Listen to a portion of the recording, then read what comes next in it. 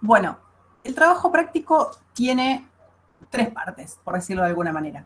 La primera tiene que ver con lo que sucede mientras se va haciendo la encuesta, ¿sí? Ustedes hacen la encuesta y después hay digamos, cuando ustedes hacen la encuesta, la idea es que no, solamente la hagan en base a los conocimientos que ustedes ya traen, ¿sí? La idea no es que googleen nada porque no ¿cómo decirlo? Los resultados, no necesitamos que sean resultados que sean brillantes, que todo el mundo conteste cuál es la cifra, porque además después eso se completa con muchas preguntas de opinión y demás, entonces lo importante es que ustedes contesten con lo que saben, que es un poco también el motivo de nuestra indagación, ¿no? Tratar de ver qué es lo que saben estudiantes de las carreras de abogacía, que aparte lo estamos haciendo en diversas universidades, acerca de estos temas que están relacionados con política criminal, política de seguridad y demás, y estadísticas.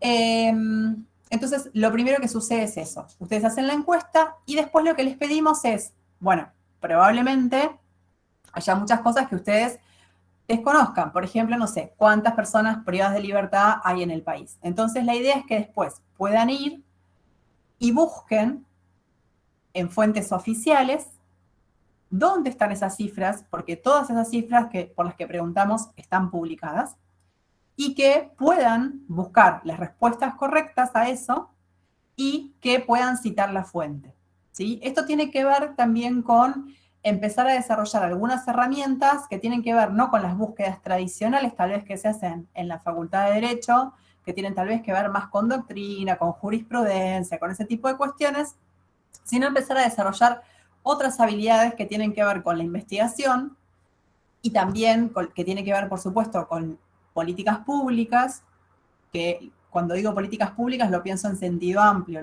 lo pienso, digamos, para aquellas personas que están trabajando en ámbitos que tienen que ver con las políticas públicas o ustedes en un futuro desarrollándose en esos espacios, pero también digo como parte de la población desde el lugar de la participación amplia que deberíamos tener, por ejemplo, en el control de lo que tiene que ver con la gestión. Para eso es importante que tengamos información, que sepamos dónde buscarla y demás. Entonces la idea es que ustedes puedan buscar eso, lo chequean y ponen la fuente. Que eso sería, digamos, como lo que completa la primera parte del trabajo. ¿Hasta ahí estamos? ¿Dudas? ¿Consultas? ¿No? Ok, bien. Después viene una segunda parte del trabajo que tiene que ver con una consigna que para nuestra comisión es una consigna clásica y que tiene mucho que ver con la manera en la que venimos abordando la materia. Nosotros desde el primer día lo que le decimos es que en cada uno de los momentos históricos lo que estamos indagando, pensando en, digamos, la cuestión criminal, son los conflictos que hay en cada una de las épocas y los mecanismos de control que hay para cada una de esas épocas. ¿Se acuerdan cuando veíamos, no sé, Inquisición, por ejemplo, decíamos, bueno, el conflicto está en torno a la herejía, el mecanismo de control justamente es el método inquisitivo, la Inquisición, como búsqueda de la verdad, con todo el sistema y demás. Este tipo de consignas muchas veces las desarrollábamos en base a películas, ¿sí? Películas como las que ustedes ven en las hojas de ruta y demás. Entonces, por ejemplo, les dábamos una película como El nombre de la rosa o Juana de Arco y les decíamos, bueno, identifiquen acá cuál es el conflicto, cuál es el mecanismo de control, siempre teniendo en cuenta, por supuesto, el contexto, porque ustedes saben que para identificar, digamos, justamente cuál es el conflicto, hay que dar cuenta del contexto, lo mismo que para el mecanismo de control, porque todo eso no tiene sentido, digamos, no es que nace de la nada, sino que justamente son pensamientos situados. Entonces, la idea es que ustedes puedan hacer esto mismo que podrían hacer, por ejemplo, con una película o que hacemos en las clases cuando identificamos los conflictos sociales más relevantes de cada una de las épocas y cuáles son los mecanismos de control que surgen a partir de las teorías. Donde se produce, si se quiere, una especie de quiebre, igual es una exageración de mi parte decir que es un quiebre, pero que empieza a modificarse un poquito la visión en cuanto a lo que es estrictamente mecanismo de control, es a partir del momento que estamos transitando ahora, en términos de programa, a partir de los años 60, ya no necesariamente estamos hablando de mecanismos de control, sino que se empieza a pensar un poco más ampliamente la cuestión criminal, viene como una especie bueno, justamente de pensamiento crítico, que es lo que vamos a ver ahora con la criminología crítica, y a partir de eso se empiezan a proponer otras instancias que no necesariamente tienen que ver con controlar la criminalidad, y hago este gesto a propósito porque pienso en un corset, ¿no? En algo que como que sostiene, que encierra, pensando en la cárcel y demás, pero que de verdad no soluciona los problemas, ni los conflictos, ni mucho menos. Entonces, a partir de esta época y de ahí en adelante, va a haber algunas teorías que van a plantear otras alternativas que no van a ser mecanismos de control, sino algo más parecido a lo que hoy se llama gestión de la conflictividad, ¿sí? Tratar de ver cuáles son las causas profundas de esos conflictos y a partir de ahí ver qué abordaje posible tienen. Pero hasta esta época, digamos, siempre estuvimos jugando con esto, identificando conflictos y mecanismos de control. Entonces, ustedes a lo largo del cuestionario, incluso teniendo en cuenta las opciones que damos en muchas de las preguntas, van a ver que hay algunas sugerencias acerca de posibles conflictos, ¿sí? Por ejemplo, no sé, que las personas tienen problemas de socialización o cualquier ese tipo de cuestiones. Por otro lado, podrían tener también opciones de mecanismos de control, que podrían ser, por ejemplo, algunos que podrían estar ligados a la cárcel, otros que podrían estar ligados a la policía, u otros que tienen que ver con otras teorías que no son, por ejemplo, las teorías de la época de la escuela clásica o las teorías positivistas, ¿sí? Pero la idea entonces es que ustedes puedan, en esta segunda etapa del trabajo, hacer ese mismo ejercicio que hacemos en las clases y ese mismo ejercicio que les pedíamos, no a este grupo que son ustedes, pero que sí les pedimos en otros años y en otros cuatrimestres a otros compañeros, que es tratar de identificar cuál es el conflicto y cuál es el mecanismo de control. Porque en definitiva también estar como pescando qué es lo que sucede en la sociedad, digo, se puede hacer en términos históricos para saber qué es lo que pasaba en la sociedad antigua, y tal vez en esta época es más complejo porque tenemos que estar pensando sobre nuestra sociedad actual, pero el desafío está ahí, ¿no? Pensar a partir de lo que se pregunta en la encuesta, que da un panorama bastante amplio de qué es lo que está pasando en nuestra sociedad, tratar de jugar con este par conceptual conflicto-control. Ahí tengo un par de manos levantadas, o no, una sola. ¿Marina? No, ya está. Ale preguntaba de qué estábamos hablando, qué tema, y ahí le dijimos que era de las consignas. Ok. Bueno, si era sobre otra cosa, quedamos atentos. ¿Se entiende hasta ahí la segunda parte del trabajo? ¿Qué es lo que estamos pidiendo cuando estamos hablando de conflicto-control?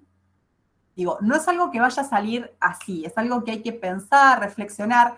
No hay una sola respuesta posible, hay varias, ustedes eso pueden advertirlo. La idea es que ese mismo ejercicio que podríamos hacer, o que hicimos justamente cuando hablábamos de Inquisición, que podrían hacer mirando una película, no sé, La Naranja Mecánica, lo estén haciendo, reflexionando, digamos, sobre nuestra época actual a partir de los temas claves, digamos, que surgen en la encuesta. ¿Sí? ¿Estamos hasta ahí? Ok. Y después... Profe, ¿puedo hacer una pregunta? Claro, sí.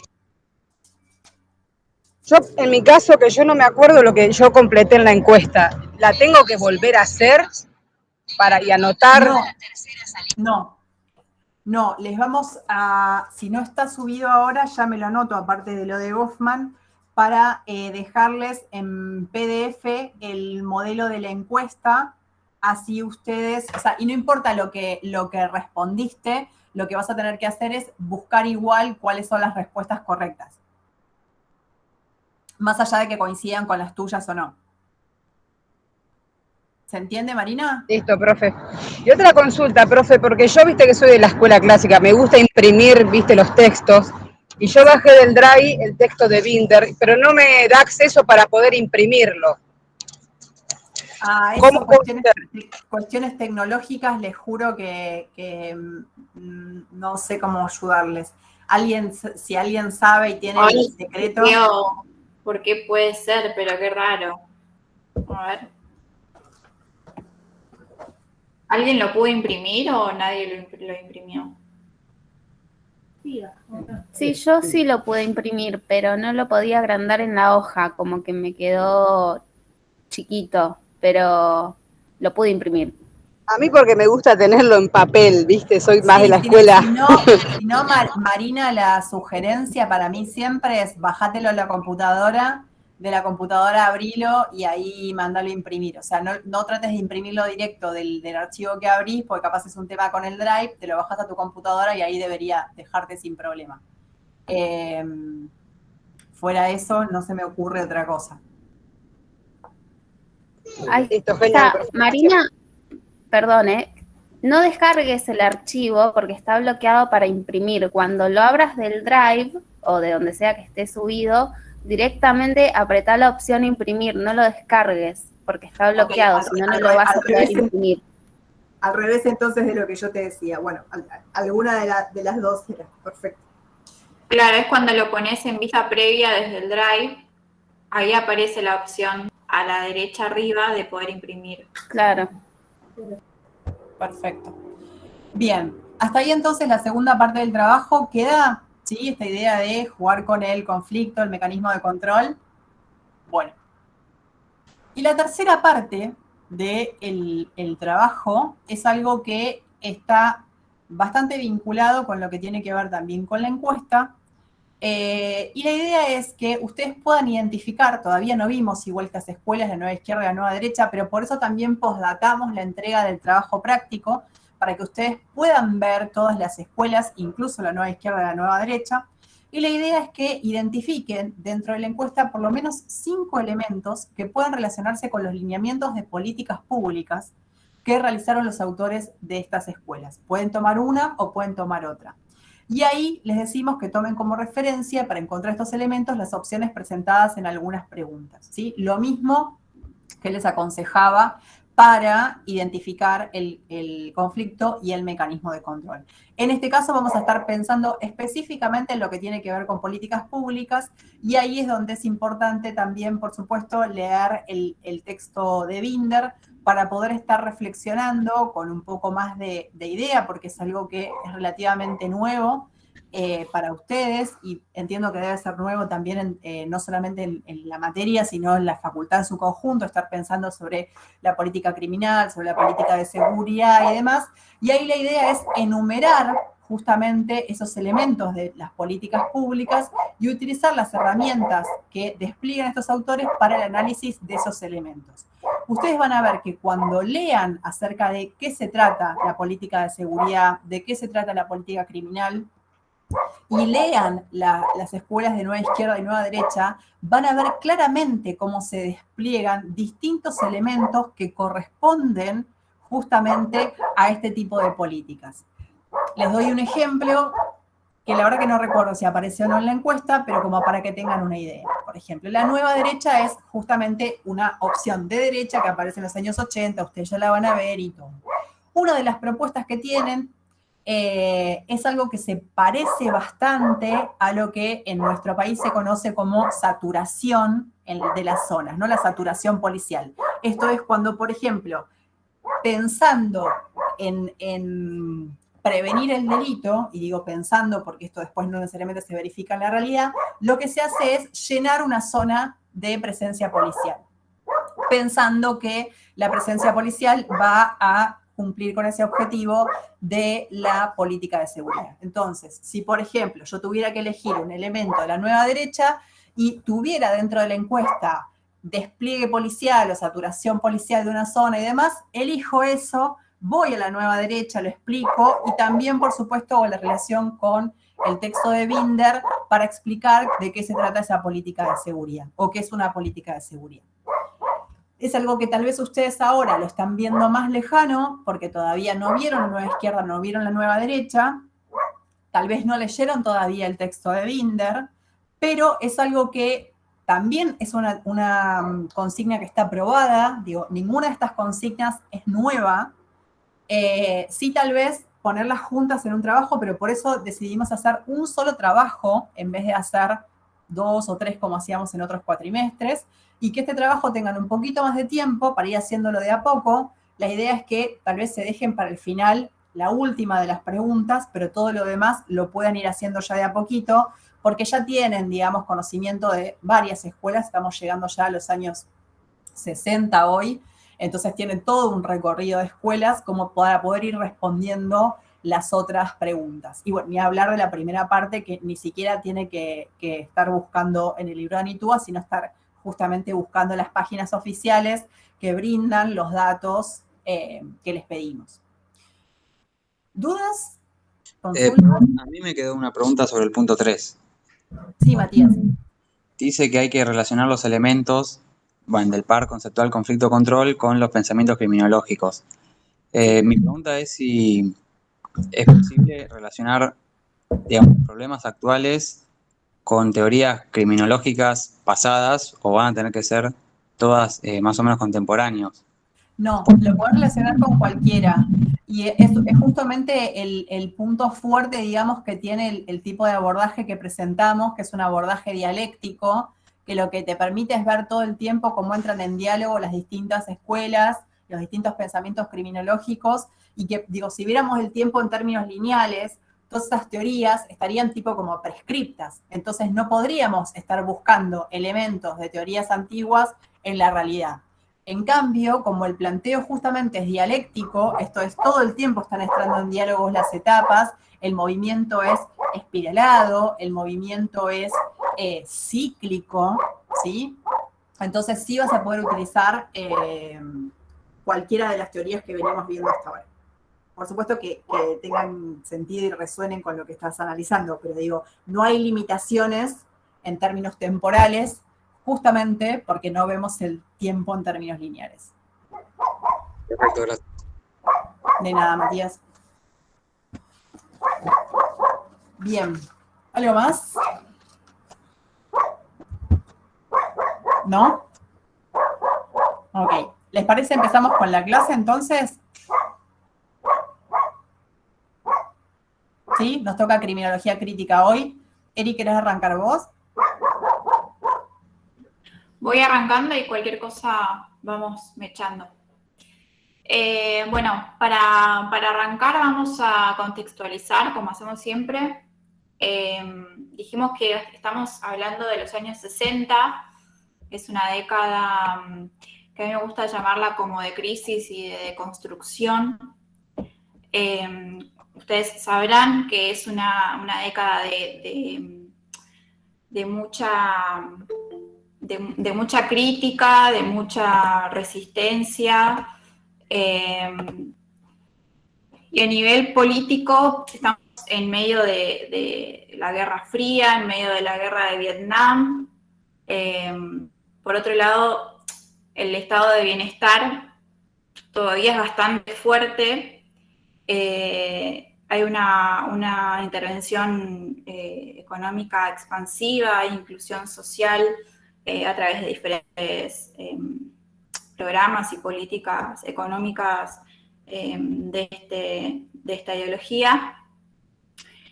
Y vemos que también en las grandes ciudades se ve una fuerte confluencia y aglomeración de gente por la industrialización. También se genera una revolución, digamos, urbana en las zonas más residenciales por este traslado de personas a los centros urbanos por el trabajo. Y en paralelo tenemos, como habíamos visto, ¿se acuerdan? Ya desde la Escuela de Chicago, esta formación de guetos urbanos que van a ir creciendo con el tiempo, sobre todo en los suburbios de las ciudades. Y bueno, por otro lado tenemos trae aparejado toda esta época de resistencia en términos de lo que había impuesto el imperialismo, ¿no? El imperialismo de Estado, tenemos la conquista de derechos civiles, la aparición de movimientos sociales, de movimientos populares, de protestas. Muchos de estos movimientos que luego van a ser criminalizados, podemos hablar de movimientos antirraciales, estudiantiles, feministas, movimientos obreros, incluso van a empezar a surgir movimientos abolicionistas, no solo contra la esclavitud, sino también contra la cárcel.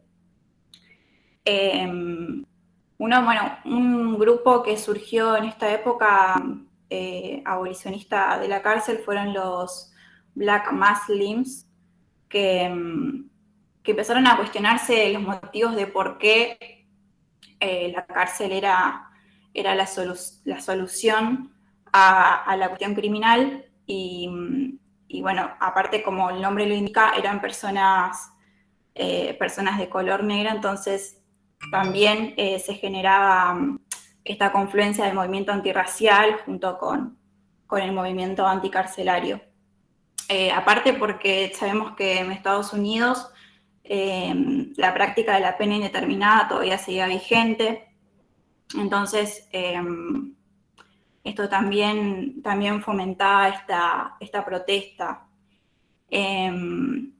Estos grupos también van a empezar como decía Ale hace un rato, hoy vamos a empezar a mirar desde una perspectiva más amplia. ¿Por qué? Porque empezamos a mirar a todo el sistema penal, no solo al comportamiento individual de la persona que delinque, sino se empiezan a ver a todos los agentes del sistema penal, como son los jueces, la policía, los legisladores que crean las leyes penales, y sobre todo también, por supuesto, la cárcel.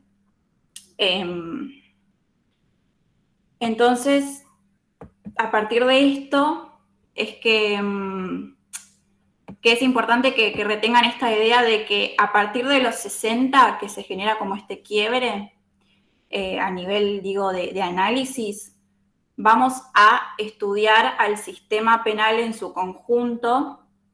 Los autores van a enfocarse desde esa perspectiva y no desde desde mirar, digamos, un comportamiento individual delictivo. Bueno, los medios de comunicación... Sí.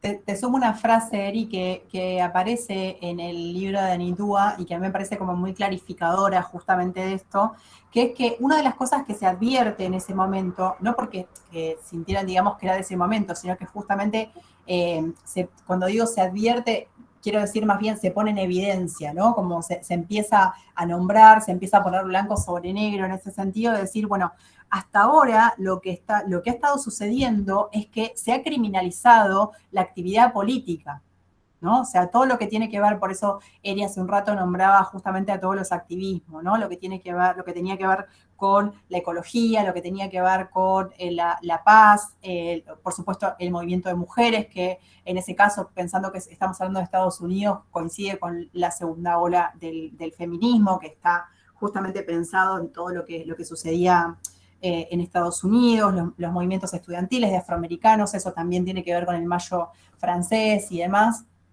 Y entonces lo que dicen es, bueno, si hasta ahora se criminalizó justamente toda la actividad política, es lógico también empezar a pensar o intentar también de alguna manera politizar todo lo que tiene que ver con lo criminal, ¿no? Empecemos justamente a pensar en términos amplios, en términos políticos, con todas las herramientas que tenemos hasta ahora, de todos los conocimientos sociológicos y demás, porque justamente ya habían pasado, estamos dentro de las etapas del capitalismo. Ustedes se acuerdan que habíamos visto la primera etapa, que tenía que ver con análisis más bien individualistas, ¿no? Esta idea de pensar quién es el hereje, el violador de contrato social, el loco, el delincuente y demás, y pasamos a una segunda etapa del capitalismo, el imperialismo, donde ya nos movimos a Estados Unidos, donde a partir incluso de Durkheim como bisagra, empiezan justamente a salir todos los movimientos más bien sociológicos. Ahí pudimos identificar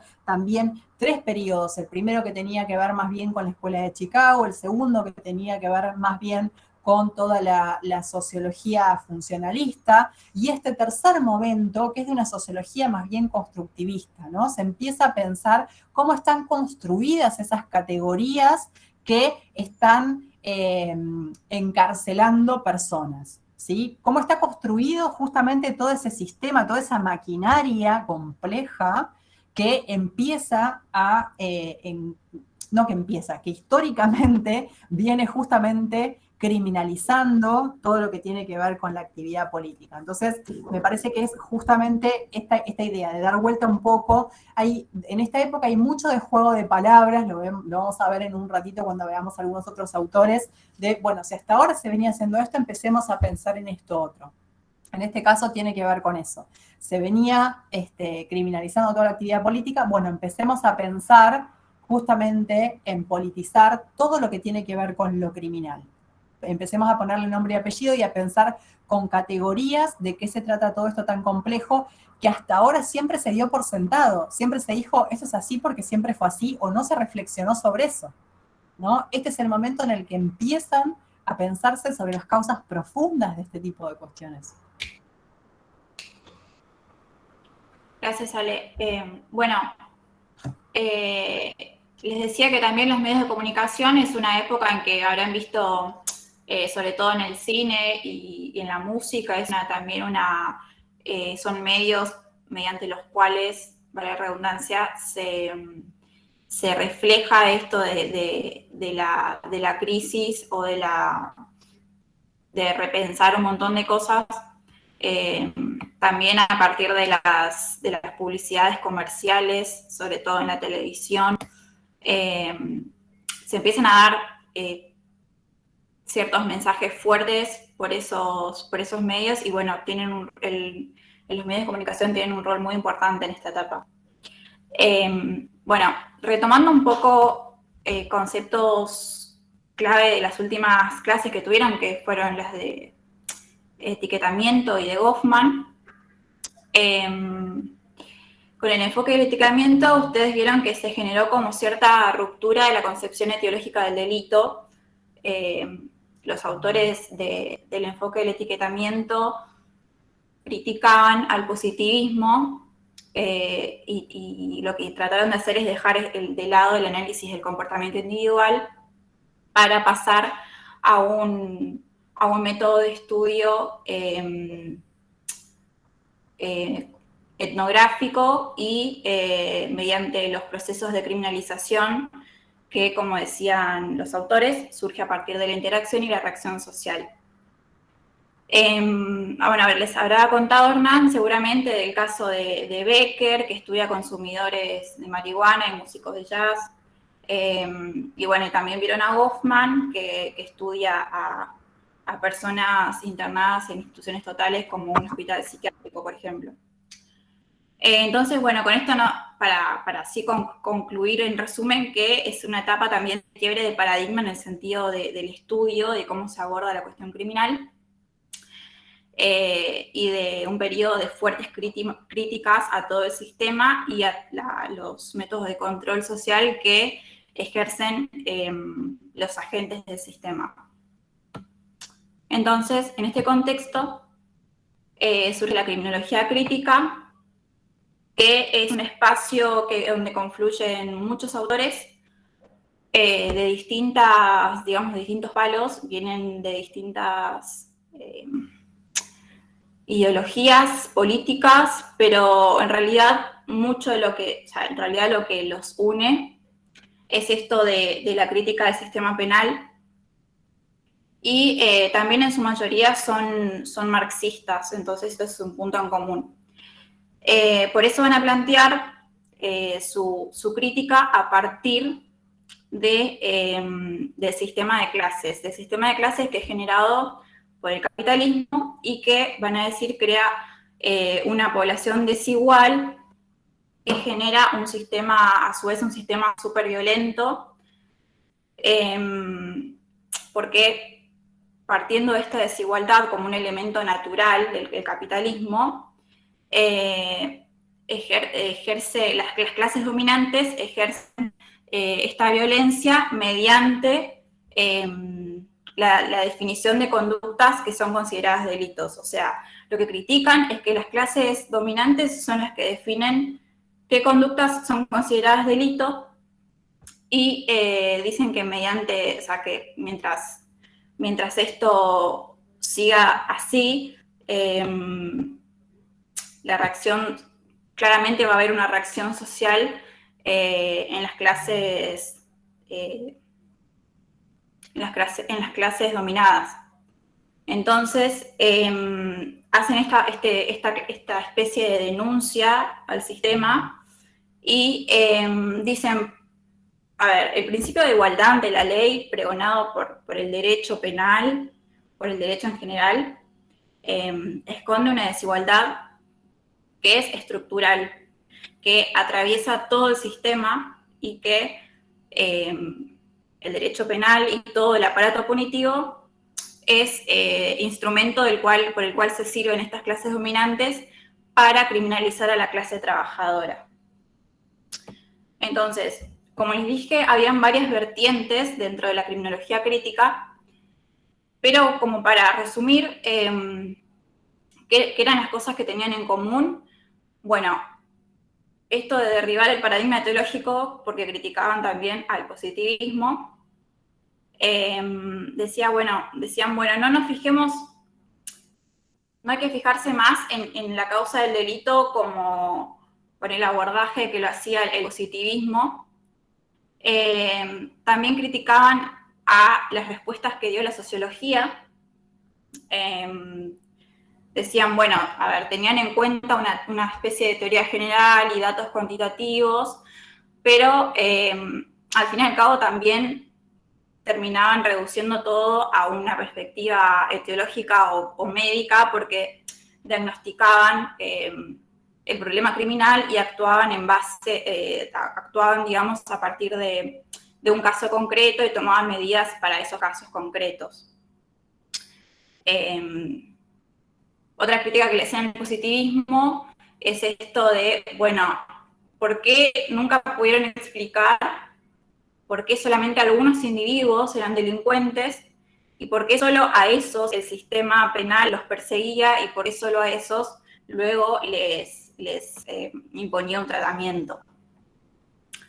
Entonces, en conclusión,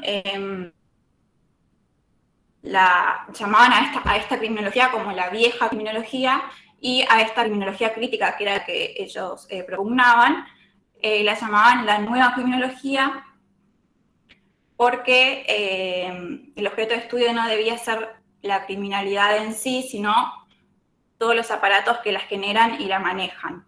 Decían que la vieja criminología se había quedado de alguna manera con los chivos expiatorios porque eludía la cifra negra, que es todo esto, digamos, de lo que no se hablaba.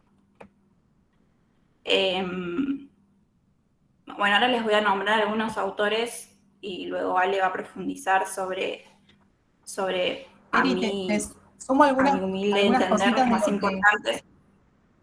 Dale. Sumo algunas cositas a lo que venías diciendo, porque hay algo que cada vez que veo esto se entrecortó, no sé si solo a mí o... ¿Se escucha o estoy entrecortada yo? Se escucha bien, ¿eh? Está bien. No, se escucha perfecto. ¿Escucha? Ok. Sumo entonces algunas cositas. Hay algo que me resuena un montón de lo que tiene que ver con la postura de la criminología crítica, que tiene que ver un poco con lo que venía planteando Eri, ¿no? Los criminólogos críticos lo que hacen en general es comenzar de alguna manera a objetar estas cosas de, bueno, hasta ahora se venía criminalizando a las personas a partir de normas jurídicas. Entonces empiezan a deconstruir, ¿no? Bueno, ¿quiénes elaboran las normas jurídicas? ¿Bajo qué parámetros? ¿Bajo qué criterios? Y hay algo que me parece que es central en este sentido y que pasa mucho en las facultades de Derecho, que en general o en las carreras de abogacía en particular, que no se estudia, digamos, cuál es el contenido político de las definiciones legales. Y claro que son decisiones políticas cada una de las normas, digamos, que se van llevando a cabo. Y lo cierto es que no estamos acostumbrados a hacer ese tipo de evaluaciones. Entonces, me resonaba mucho el planteo que hacen los criminólogos críticos, más allá de que se le puedan criticar un montón de cosas y demás, pero me parece que es súper interesante el planteo de empezar a deconstruir, ¿no? De empezar a decir, bueno, o sea, ¿y quién dice que esto es así? ¿Y por qué es así? ¿No? O sea, como una actitud más de esa pregunta más filosófica, ¿no? De preguntarse el porqué de las cosas. Bueno, en líneas generales, nosotros solemos estudiar, bueno, tal teoría, tal otra, qué sé yo, pero lo cierto es que no nos ponemos a pensar justamente acerca del contenido político de esas definiciones legales y tampoco de términos de contenido político de las instituciones. Por eso yo les hacía referencia a esa frase de decir, bueno, si hasta ahora vienen criminalizando a todas las actividades políticas, empecemos justamente a politizar lo que tiene que ver con lo criminal. Y politizar lo que tiene que ver con lo criminal implica ponerse a deconstruir y a pensar de dónde vienen estas definiciones, quién las impone, por qué motivos las imponen. Y me parece que es un ejercicio interesante esta postura crítica. Estoy spoileando algo del final, digo, pero me parece que nosotros incluso vemos en la carrera muchos autores que están vinculados a la criminología crítica desde el lugar del derecho. Digo, no sé, por citar algún clásico de penal, no sé, Muñoz Conde, por ejemplo, Bargali, digo, son autores que medianamente alguna vez los vimos pasar, los escuchamos y demás, y la verdad es que en líneas generales sabemos bastante poco, digamos, que justamente tienen esta postura crítica, y por qué tienen esta postura crítica, y qué es lo que plantearon y demás. O sea, en líneas generales, incluso cuando se estudian estos autores, se estudia desde un nivel de abstracción tal y de poca vinculación con esta idea de la crítica, que la verdad es que los terminamos desaprovechando.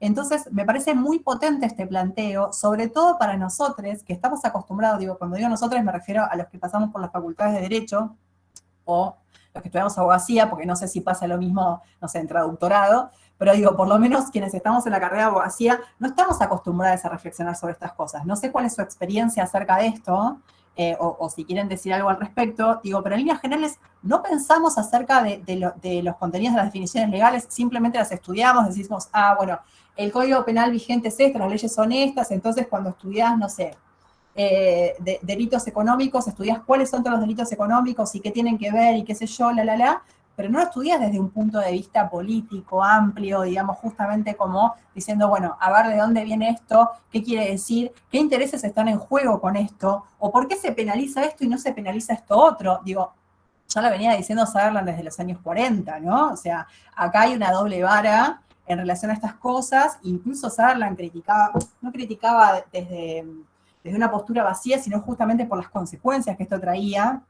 Dice, bueno, el derecho penal de la ilustración es divino, pero lo cierto es que tiene una doble vara para las cosas, porque termina penalizando siempre a las personas que están en una situación social más desfavorable, y la verdad es que a las personas que están en una situación más favorable nunca las penaliza, no solamente porque no hay normas para estas, sino que cuando las hay, bueno, la misma sociedad o el mismo poder judicial no está detrás de estas cosas. Entonces me parece súper interesante, y hay otro planteo que hacen, que lo nombraba Eri hace un rato, que en líneas generales se manejan, digamos, como los números, ¿no? Digo, pensando en las estadísticas y demás, que es un poco lo que veíamos al principio a partir del trabajo práctico y de la encuesta, que no está mal, y es un dato súper interesante justamente para evaluar las políticas públicas puestas en marcha, para pensar nuevas políticas públicas, para corregirlas y demás.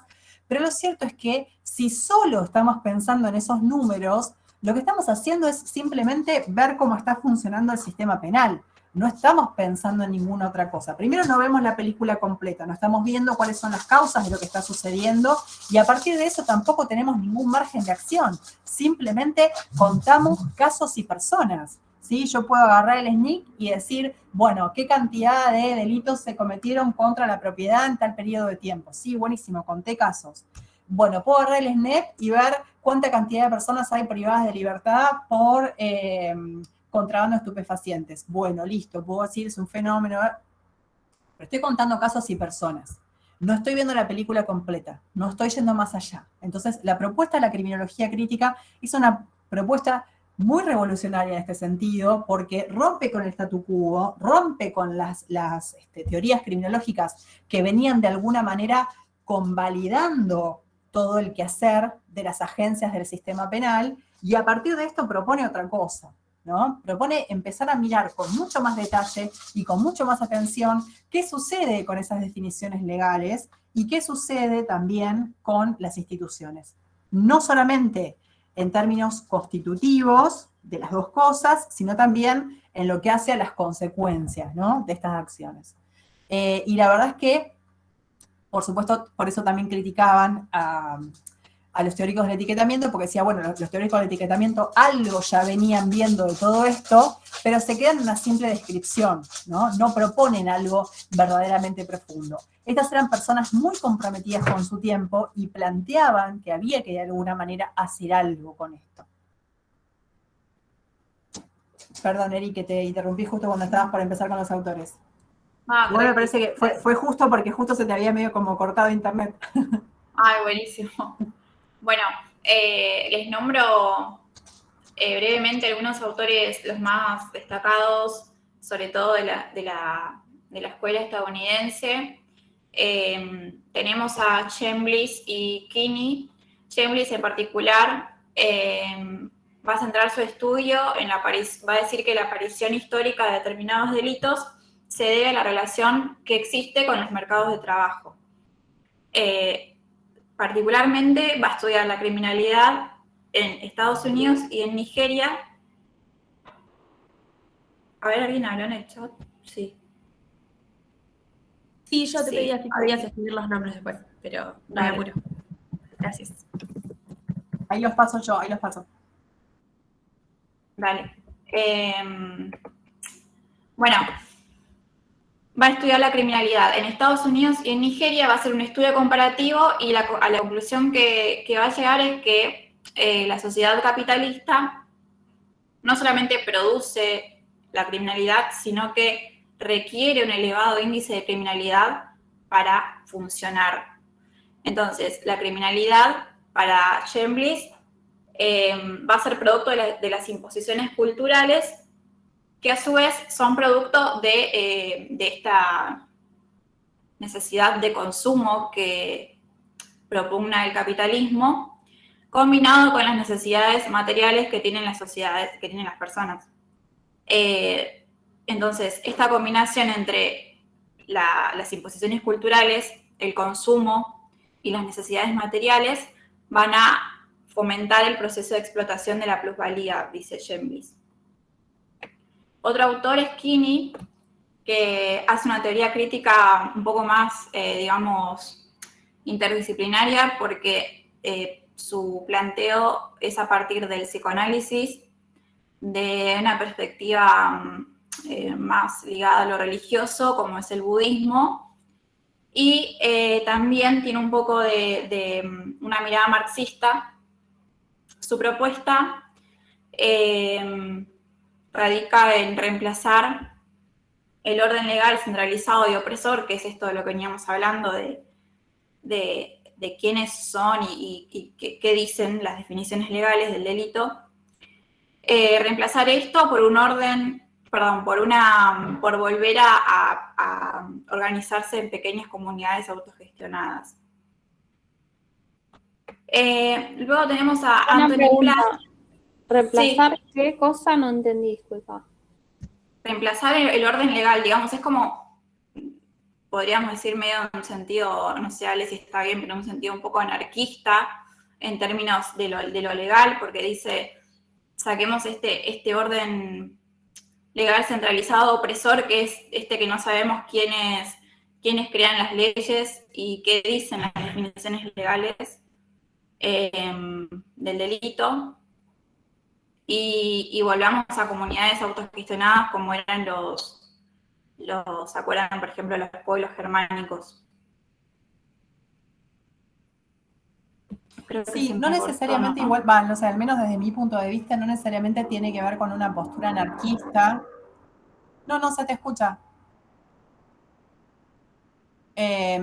Decía que para mí no necesariamente tiene que ver con una postura anarquista, sino más bien con algo parecido a lo que vamos a ver, creo que no lo vieron todavía, cuando vean abolicionismo, que justamente de alguna manera es como el reivindicar todo lo que tiene que ver con lo que sucede en las pequeñas comunidades, a partir de la posibilidad de involucrarse. ¿Vieron? No sé si tienen experiencia en ese sentido, pero por ejemplo, si alguna vez estuvieron en una cooperadora escolar, ¿no? El movimiento, digamos, el grado de involucramiento que tienen las personas, digo, puede ser en una cooperativa escolar, en un club, o digo, elaborar esas cosas, o capaz si están en su barrio, digamos, como que se juntan con otras personas por algún motivo y demás, el grado de involucramiento que hay hacia las problemáticas, digamos, que hacen justamente esos grupos, y a partir de ahí la posibilidad de poder encontrar las verdaderas causas de los conflictos, encontrar soluciones y demás, es algo que a veces en la macro se pierde, digamos. No es lo mismo estar pensando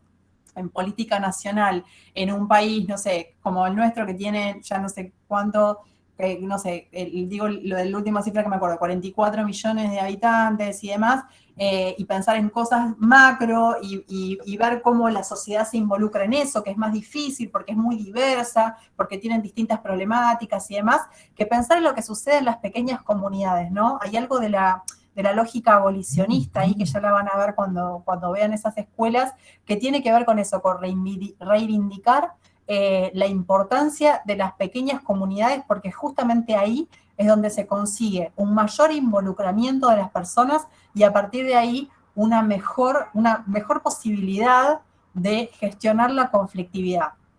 Es como lo que sucede, piénsenlo en sus relaciones también a pequeña y a gran escala. Si pasa algo dentro de su familia nuclear, digo, más allá de los lazos de sangre o no, a quienes consideren ustedes su familia, ustedes van a tener un grado de involucramiento con esas situaciones que no la van a tener si sucede con personas que a ustedes les son ajenas, cuyas problemáticas no les resuenan, que puedan tener que ver con ustedes y demás. Entonces, en algún sentido, la propuesta tiene que ver con esto. ¿Alguna pregunta más sobre esta parte? ¿O venimos bien? Bueno. Otro de los autores es Anthony Platt, que se dedica a estudiar principalmente a los jóvenes, sobre todo a la represión en los jóvenes.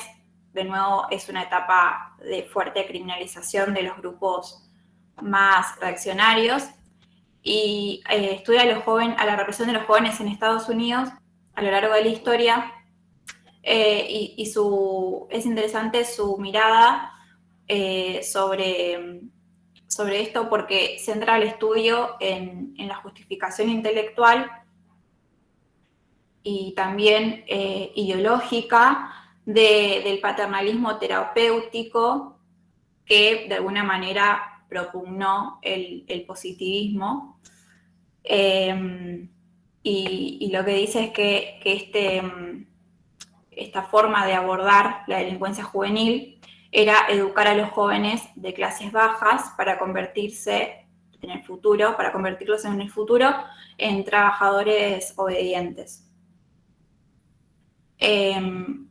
Otros autores son la pareja de los Schrödinger, que sostenían que la criminología crítica, esto debía de nuevo apartarse de las definiciones legales del delito, porque, como dijimos, son pensadas e impuestas por los grupos dominantes, y esta nueva criminología debía ponerse del lado de los dominados y detectar cuáles son los bienes que son realmente indispensables y necesarios para la vida digna, así como las acciones que los perjudican, y de esta manera poder repudiar los verdaderos crímenes.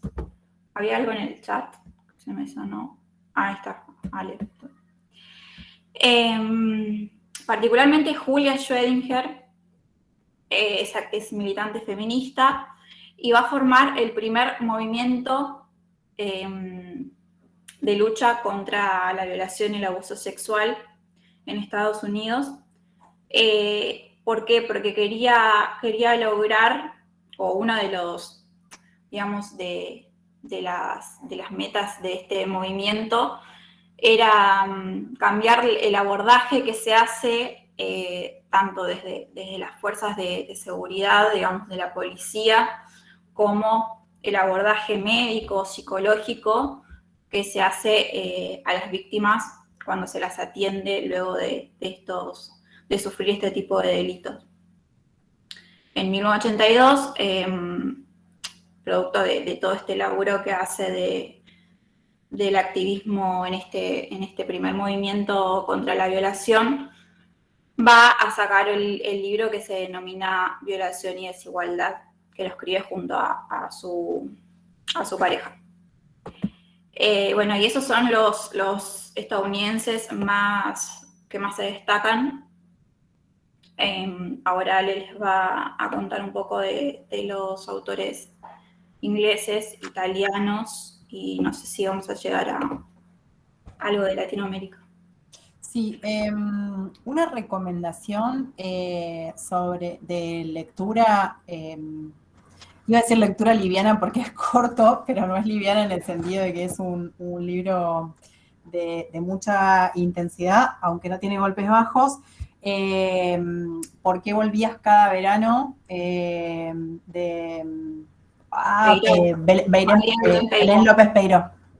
Sí, tiene 2 libros igual. Yo leí ese, el otro dicen que también está muy bueno, que no me acuerdo el nombre ahora, pero es un relato en primera persona acerca de una situación de abuso intrafamiliar, pero está muy, muy, muy enfocado en lo que tiene que ver con lo que nosotros conocemos como la revictimización, digamos, que sucede dentro de los espacios, bueno, sobre todo en ese caso los judiciales, pero lo policial también se involucra mucho, en particular, digamos, por quiénes son los protagonistas de parte de ese caso.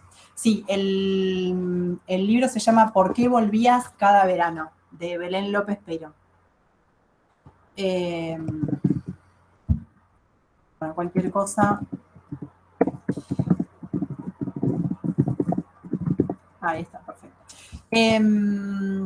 Insisto, es un libro que, por el tema, por supuesto, es un libro intenso, pero no es un libro con golpes bajos, ese tipo de cosas. O sea que, bueno, nada, si están con ganas de profundizar sobre eso o les interesa, es un libro de esos que en mi caso fue de no poder dejar de leerlo. O sea, iba literal caminando en la calle y lo iba leyendo mientras caminaba por la vereda. Nada, acorde de algún porrazo, pero digo, no podía dejar de leerlo. Realmente muy, muy interesante. Y que hace revisar un montón de estas cosas. Que tal vez, digo, para nosotros ahora son por lo menos de discusión medianamente corriente, ¿no? Esta idea de la revictimización y ese tipo de cosas. Pero para la época, por supuesto que no lo era. Entonces que Julia se plantara y empezara a ver lo que sucedía con la actuación policial y sobre todo con las amplias facultades que tiene la policía en Estados Unidos, y por otro lado, lo que tiene que ver con la actuación médica, ¿no? Que ustedes saben, el saber médico, si bien en Estados Unidos, como pasaron muchas escuelas sociológicas, no era tal vez lo más hegemónico, pero sí seguía siendo un saber muy importante. Entonces me parece súper interesante revisar eso. Después, otra cosa que les quería decir es, para establecer algunas diferencias, pensando que ahora vimos con Eri algo de lo que pasaba en Estados Unidos, también vamos a pensar un poquito de lo que pasaba en Europa y vamos a pensar lo que estaba pasando en América Latina para la época, es que tal vez lo que pasaba en Europa se puede emparentar fácilmente con lo que estaba pasando en América Latina. Y esto es porque, tanto en uno como en otro caso, lo que estaba vigente y muy fuerte hasta ese momento era el paradigma positivista. Bueno, ustedes saben que hasta hoy en día en nuestro país está súper vigente el paradigma positivista, pero pasaba lo mismo en otros países latinoamericanos y pasaba lo mismo en Europa, ¿sí? Todo el desarrollo que, por algo, digamos, nosotros cuando hacemos justamente este movimiento de ver los periodos y las etapas y demás, lo que decimos es, bueno, justamente para este periodo del imperialismo capitalista, lo que hacemos es movernos hacia Estados Unidos. No porque en Europa no siguieran produciendo, pero producen en otros sentidos, sobre otras cosas, y sigue muy vigente y muy arraigado todo el paradigma positivista. Lo mismo que pasa en nuestro país. No es que no llegaran los libros, no es que en las universidades no se discutieran esas cosas, pero en términos de lo que son las instituciones, las leyes y todo eso, lo fuerte, fuerte es el paradigma positivista, tanto en Europa como en América Latina, en especial en la Argentina, insisto, a diferencia de lo que pasaba en Estados Unidos.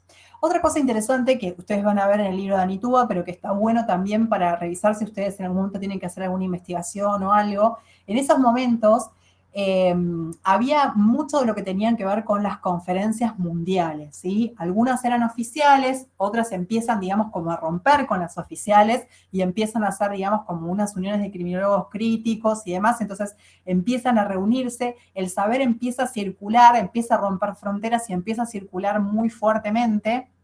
Y por otro lado, le ponen mucho énfasis en todo lo que tiene que ver con la producción de bibliografía y de artículos en las revistas.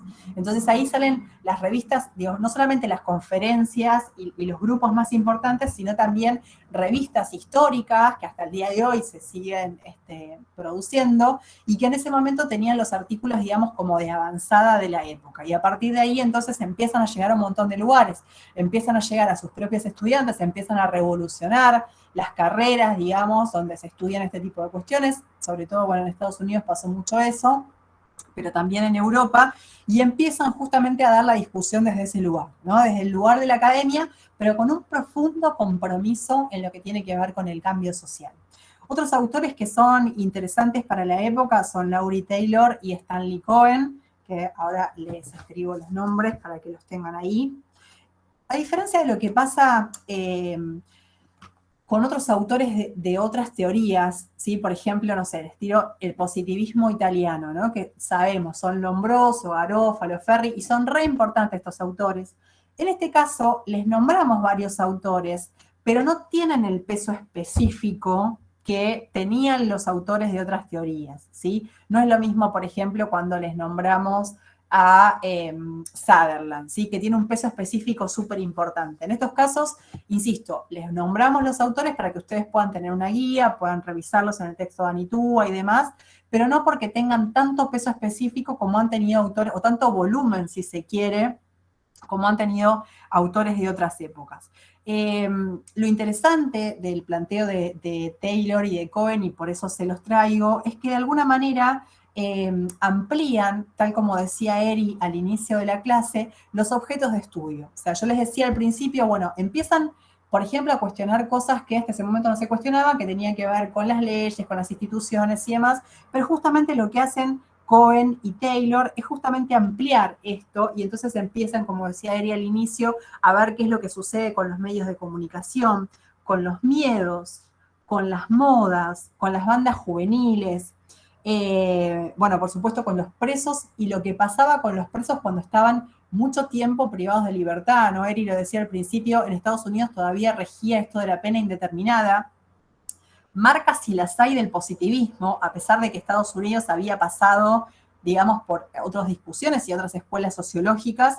Sin embargo, esta idea de la pena indeterminada está muy ligada a la idea de peligrosismo, o sea, es una idea ampliamente positiva, digo, no hay forma de no haber positivismo ahí. Entonces, justamente la idea de esto de, bueno, ¿qué es lo que les pasa a las personas? ¿Cómo se van deteriorando cuando están tanto tiempo privadas de libertad? Era una cuestión importante.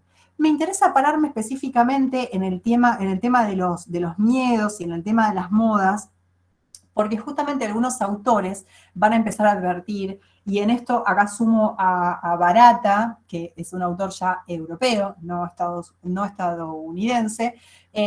Alessandro Barata es un autor sumamente interesante, es un autor que, ¿se acuerdan cuando yo les decía que empiezan a jugar mucho con las palabras en este momento? Así como yo les hablaba al principio de esta idea de, bueno, están criminalizando las acciones políticas, bueno, empecemos a politizar lo que tiene que ver con lo criminal. Bueno, Barata va a decir, es un momento además posguerras mundiales en el que se empieza a ampliar mucho la noción de seguridad, ¿no? Y se empieza a ampliar en varios sentidos. En el mejor de los sentidos y en el sentido que planteaba Barata, que es un criminólogo crítico, lo que dice Barata es: tenemos que dejar de hablar del derecho a la seguridad, ya lo tiraba en esa época, digamos, es un autor que después igual siguió escribiendo, falleció hace relativamente poco, escribió mucho sobre política de seguridad, sobre política criminal y demás, pero lo que dice es, bueno, lo importante no es hablar del derecho a la seguridad, ¿sí? Pensando la seguridad en términos restrictivos, en términos, si se quiere, físicos, no ser víctima de un delito, no terminar muerto, sino pensemos en un sentido amplio la seguridad, ¿no? O sea, en vez de hablar del derecho a la seguridad, hablemos de la seguridad de los derechos, ¿sí? Esto implica pensar que vos te vas a sentir segure cuando vos tengas asegurado el uso y goce de todos los derechos. Y esto lo ligo a algo que planteaba Eri hace un rato, con otros autores que decían, bueno, empecemos a, que justamente la pareja esta del apellido, sí, ya se aprendiste, yo jamás lo podré pronunciar, que decían, empecemos a pensar cuáles son los medios para una vida digna y qué es lo que está impidiendo que eso suceda, ¿no? Bueno, viene en un sentido bastante parecido a lo que planteaba Barata, cuando plantea la seguridad de los derechos. Esto lo vivimos muy claramente ahora con la pandemia. Digo, vos podés, no sé, tener tu laburito, digo, un montón de cosas en términos individuales que las tenés aseguradas. Ahora, hay momentos en los que vos tenés que asegurar otras cosas, otros derechos. Por ejemplo, no sé, el acceso a las vacunas. Digo, hay países enteros que no tienen acceso a las vacunas porque son países pobres, y entonces todo lo que vos tengas, digo, se cae a pedazos porque no tenés asegurada la posibilidad de sobrevida sobre eso. Entonces, bueno, una vida digna, una vida segura es mucho más amplia. Ahí se amplía mucho la noción de seguridad en un buen sentido. Digo, no porque a partir de ahora todo va a tener que ver con lo que se haga o lo que se deje de hacer por la seguridad, sino todo lo contrario. Acá también es donde empieza a pensarse en todo lo que tiene que ver con la seguridad social, o sea, la seguridad empieza a ampliarse en otros sentidos. Entonces, les traía Barata y lo relaciono con el tema de los miedos, porque justamente este discurso estaba compitiendo con otros, y ya Barata lo advertía, dice, ojo, porque todo esto que vienen haciendo, lo que puede hacer es, de alguna manera, hacer reverdecer todos esos regímenes militaristas, que lo único que plantean es que las personas tienen que tener miedo, o sea, un discurso muy hobbesiano, muy en el sentido de un leviatán, o sea, la necesidad de un Estado fuerte para que te proteja y vos ser parte de tu libertad. Y a mí me impresiona porque este planteo de Barata es un planteo bastante antiguo en el sentido, digo, estamos hablando de los años 60, 70, digo, porque lo pienso muy en relación con lo que pasó después de la caída de las Torres Gemelas, ¿no? Cuando a partir de ese hecho empieza a laburarse mucho con la cuestión del miedo, o sea, no porque ese hecho no haya existido, pero sino que justamente eso dio la excusa perfecta para laburar mucho con todos los miedos, y a partir de los miedos lo que se hizo fue, de alguna manera, mostrar que la salida era un paradigma hobbesiano, ¿no? Un Estado muy fuerte, con esa ley patriótica que se dicta en Estados Unidos en ese momento, es una ley que sigue vigente, lo que pasa es que después tuvo muchas enmiendas, y de a poquito, aunque no del todo, pero se fue suavizando. Pero en ese momento, digo, el país que de alguna manera predica las libertades individuales y todo eso, de alguna manera planteaba, bueno, yo puedo inmiscuirme en tu libertad, en tu vida, puedo escuchar tus conversaciones, sin orden judicial, sin nada, simplemente porque lo que estoy haciendo es cuidarte, ¿no? Se laburó mucho con el miedo. Y ya en esta época, varios autores, pero sobre todo Barata, advertía, ojo con lo que viene pasando, con todo lo que viene con relación a las drogas y en relación al terrorismo, porque justamente lo que hacen es laburar con los miedos de las personas, y a partir de ahí pueden volver a emerger los regímenes autoritarios, digamos. O sea, justamente la experiencia europea había sido una experiencia tan dramática en este sentido, con el Holocausto, digamos, con todas las cosas que pasaron, las guerras mundiales y demás, que estaba muy a flor de piel, que la seguridad no tenía que ver solamente con que a vos no te roben, sino que la seguridad era mucho más amplia, y que muchas veces, digamos, lo que había que estar laburando es los límites al poder del Estado, ¿no? En este sentido, por ejemplo, planteaba la advertencia Barata sobre esto, pero también, digo, pensemos en los límites al Estado, no en un sentido, si se quiere, anárquico, aunque había, por supuesto, posturas anarquistas, pero en otros sentidos, digo, posturas mínimamente humanistas, ¿no? Que tienen al ser humano y a su dignidad en el centro de todo, y que a partir de ahí plantean de alguna manera lo que tiene que ver con las políticas públicas. Entonces, por eso digo, empezar a pensar en el rol de los medios de comunicación, en lo que hacen, en lo que sucede con los miedos, en lo que sucede con las modas también. Y justamente después lo que se piensa a partir de las bandas juveniles o los fantasmas que se recrean y demás, digo, cuando se habla de las drogas y de las bandas juveniles, se habla de la droga como el flagelo, ¿no? Y a mí siempre me resultó como chocante esta idea del flagelo, porque en realidad si ustedes buscan la noción de flagelo, es una noción relacionada a la calamidad, ¿no?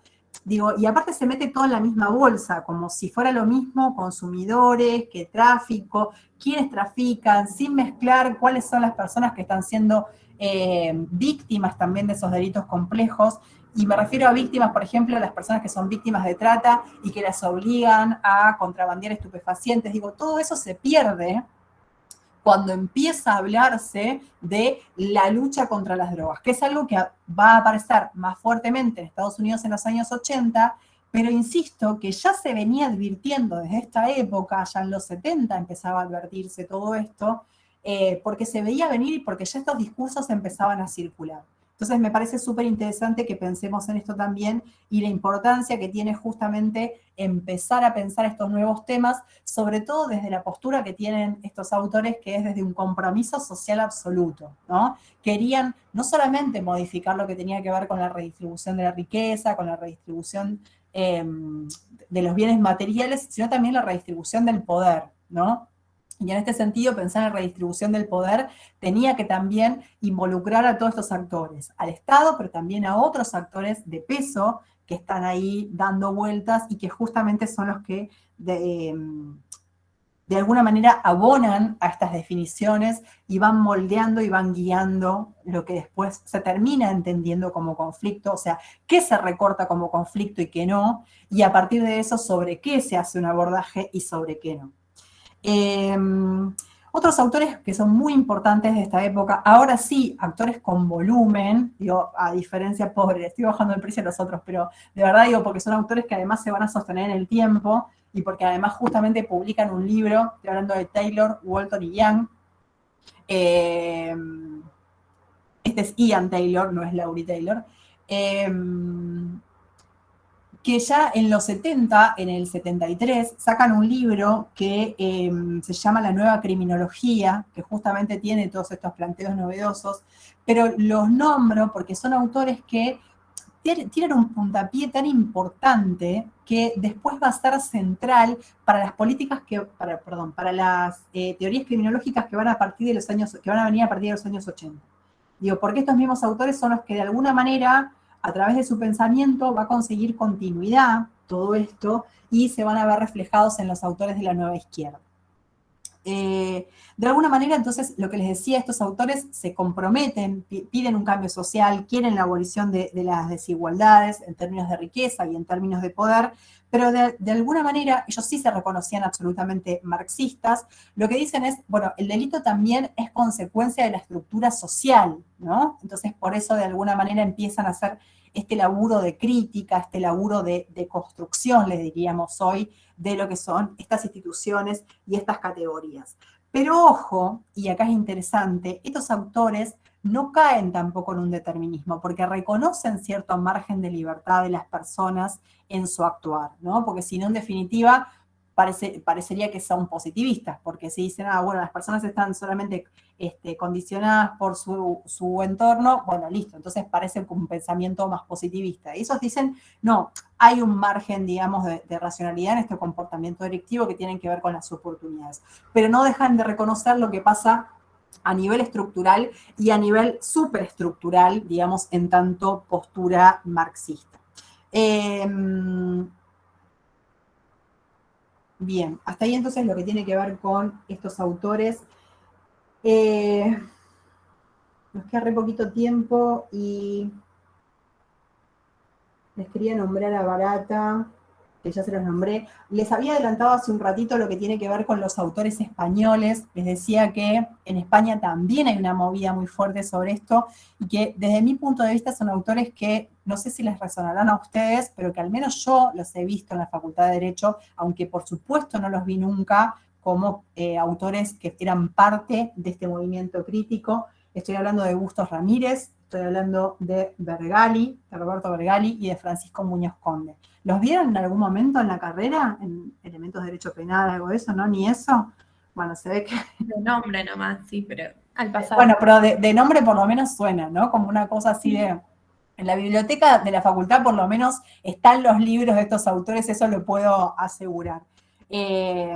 Bueno, en todo lo que tiene que ver con la movida latinoamericana, el mismo Zaffaroni es un tipo que ya desde este momento empezaba a estar involucrado. Para cerrar un poco con lo que tiene que ver entonces con la movida europea, bueno, nada, es importante pensar en esto que les decía de justamente empezaban a querer contrarrestar todos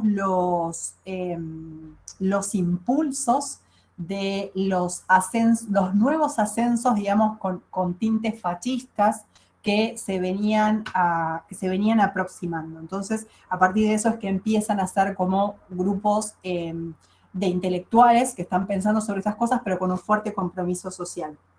Y el enfoque italiano, sobre todo con Barata, que yo se los nombraba hace un rato y demás, además de tener una postura crítica, ya adelantaba, por supuesto, todo lo que tenía que ver con la selectividad, ¿no? O sea, en esto que yo les decía hace un rato de, bueno, en las carreras de Derecho en general no estamos acostumbrados a pensar justamente cuál es la postura política que hay detrás de determinadas decisiones, como, por ejemplo, las leyes o ciertas instituciones que se crean y demás, y sin embargo ya estos autores planteaban esto desde ese momento, y dice, bueno, la criminalidad, digamos, no tiene que ver con una realidad ontológica, sino que justamente esto es un estatus impuesto. Entonces, en tanto estatus impuesto, no podemos simplemente quedarnos con revisar las estadísticas o pensar, si se quiere, como hacían los positivistas, en cuáles son las causas de esto, porque en realidad estamos hablando de las causas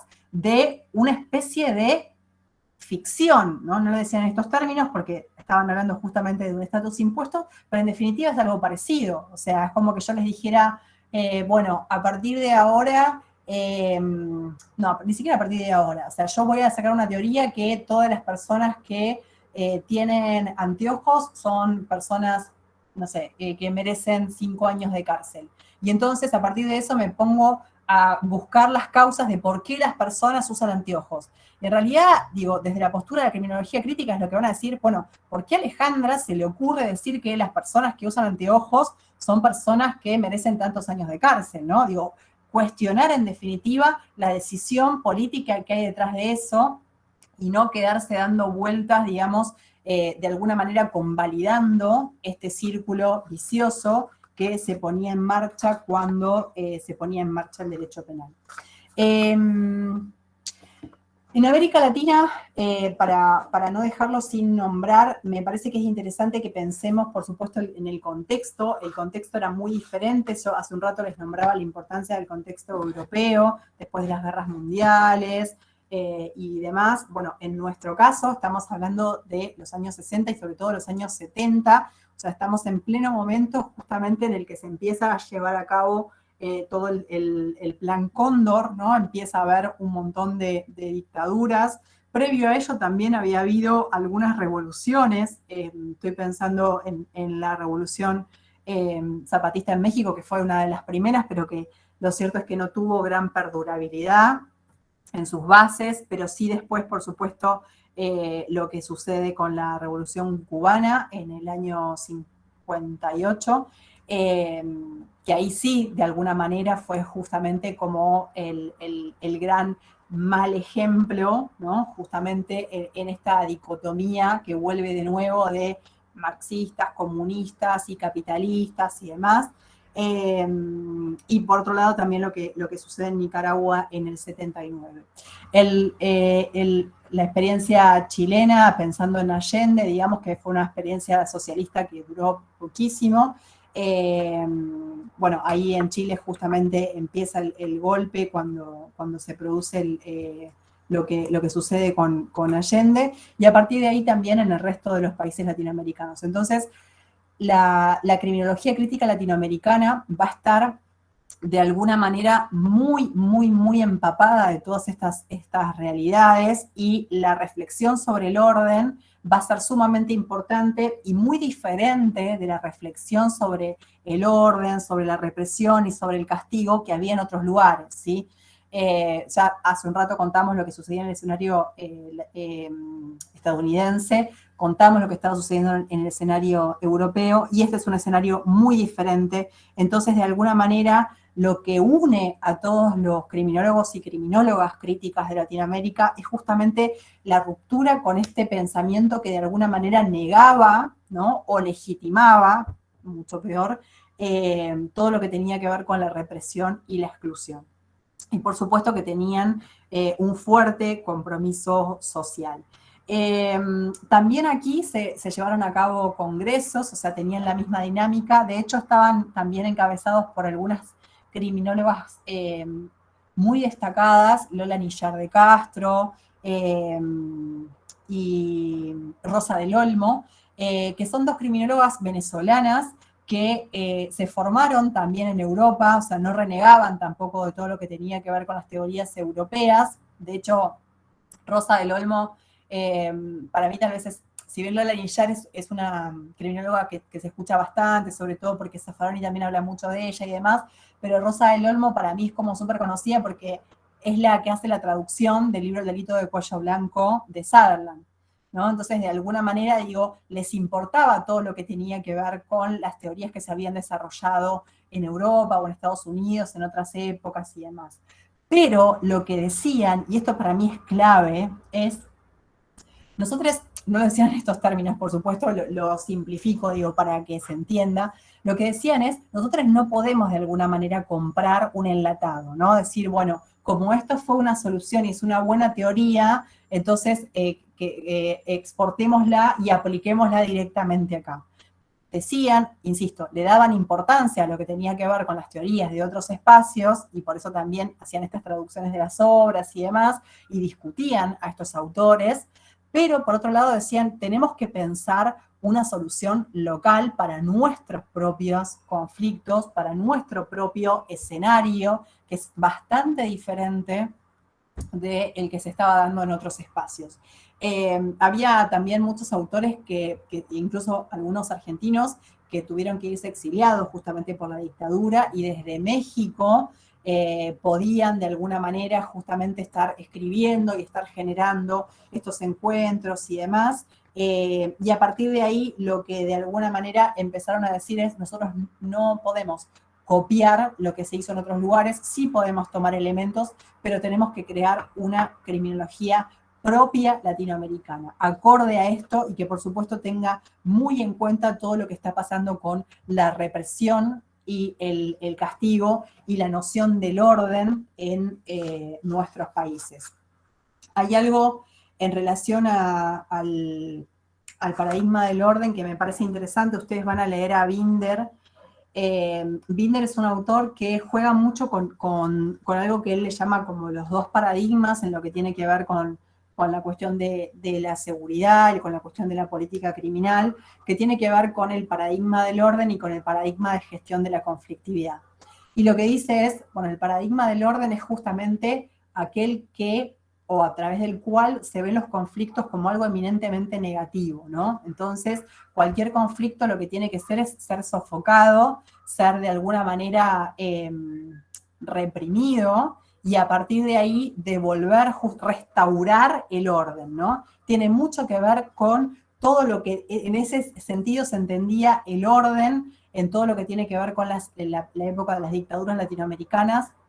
De hecho, hasta llegados los años 80, que empiezan también a salir nuevas legislaciones y demás, estaba muy poco diferenciada lo que era la política de seguridad de la política de defensa, ¿sí? Porque los propios militares, que son los que hoy en día tenemos claro, son las personas que están dispuestas, digamos, para justamente defender las fronteras en términos de lo que sucede con los estados y demás, en ese momento estaban abocados a todo lo que tenía que ver con seguridad interior. Y digo seguridad entre comillas porque no estamos hablando de seguridad sino de represión, pero esa era la noción que se manejaba. Y esto es porque separan absolutamente desde el paradigma del orden, que es bien diferente de esto que yo les advertía al principio, que empieza justamente a tener lugar a partir de toda esta postura crítica de estos años, que tiene que ver con gestionar la conflictividad.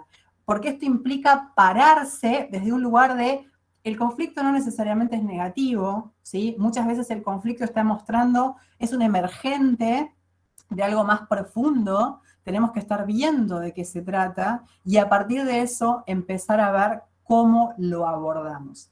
Entonces me parece muy interesante justamente que uno de los temas más relevantes y que desvelaban a los criminólogos latinoamericanos era el tema del orden además de todo lo que tiene que ver con la represión y todo eso. Una cosa más que quería decirles es, Eri les decía hace un rato que estos criminólogos críticos, digamos, tenían algo en común, que era justamente lo que criticaban, ¿sí? Pero sus alternativas, sus propuestas o los lugares de origen de los cuales partían, esto de si eran anarquistas, si eran humanistas, si eran socialistas, si eran marxistas y demás, son diferentes. Entonces, lo que los unía de alguna manera era toda la crítica que elaboraban al sistema. Pero justamente por estas grandes diferencias que empiezan a tener, es de donde empiezan después a partir justamente todo lo que va a venir en términos de desarrollos posteriores de teorías. Va a haber mucho de lo que tiene que ver con la criminología crítica que vamos a ver cuando veamos abolicionismo, que ya estaba presente desde los años 50 en esos países, que justamente son la cuna del abolicionismo. Vamos a ver, como les adelantaba hace un rato, que mucho de lo que vimos con estos autores de la criminología crítica, sobre todo Taylor, Walton y Young, es lo que va a predisponer después todo el movimiento que va a tener que ver con el realismo de izquierda o la nueva izquierda. Entonces es interesante porque justamente todo esto que está ahí no se pierde, ¿sí? Toda esta crítica que se hace, porque parece que como, no sé, muchas veces lo que sucede, incluso a mí me da esa sensación que como un poco es el planteo en el libro de Anitúa, que pareciera que, bueno, de alguna manera la criminología crítica empieza más o menos en los años 60 y cerca de los años 70, 80 muere y nunca más se sabe de ella. Y lo cierto es que en realidad para mí es justamente el puntapié inicial para después todo lo que fueron elaboraciones mucho más complejas posteriores. Pero es un primer paso súper esencial porque es el primer momento en el cual se rompe esta idea de sostener los pensamientos criminológicos como forma de ocultar las verdaderas causas de los conflictos, ¿no? La historia de los pensamientos criminológicos, decía Mariano Sefardini, el ex titular de la materia, es la historia del ocultamiento de las verdaderas causas de los conflictos. Y en ese sentido, por supuesto, Mariano tenía una postura crítica, ¿no? Y me parece que es muy, muy clarificador en ese sentido. Eri, no sé si que te quedó, bueno, seguramente quedaron un montón de cosas para decir, pero ya estamos en hora, no sé si vos querés agregar algo más, y por supuesto que ustedes tienen el micrófono abierto para lo que quieran preguntar, decir, comentar sobre la clase, sobre los textos, o algo del trabajo que haya quedado del inicio. No, simplemente un poco reiterar esto último que decías de que por ahí les va a parecer que en Anitúa por ahí surge esta conclusión de que, bueno, se quedaron en la mera crítica y no propusieron nada más allá, nada concreto, pero en realidad, como dice Ale, es esto de abrieron la puerta, digamos, para que, porque encima las teorías que vienen ahora, en las clases sucesivas, justamente son puramente pragmáticas, pero parten de esta teoría y de esta crítica que hacen estos criminólogos y criminólogas. Entonces, es importante que tomar en cuenta esta perspectiva marxista, si se quiere, sobre la cuestión criminal, y no solamente marxista, pero sino esta mirada de mirar todo el sistema y esta especie de denuncia, ¿no? Y en cuanto a avisos administrativos, decirles que está subido en el Drive lo de Goffman que habían pedido, y la encuesta en formato PDF para que no la tengan que volver a hacer y puedan consultarla ahí para hacer el trabajo práctico. Nada más por mi parte.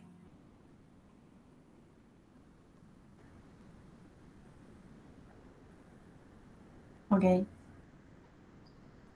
¿El resto? ¿Alguna recomendación así de libro como hicimos? ¿Algo que les resuene? ¿Alguna recomendación de serie? ¿No? ¿Nada? ¿Estamos? Ese silencio da lugar a dudas, ¿eh? No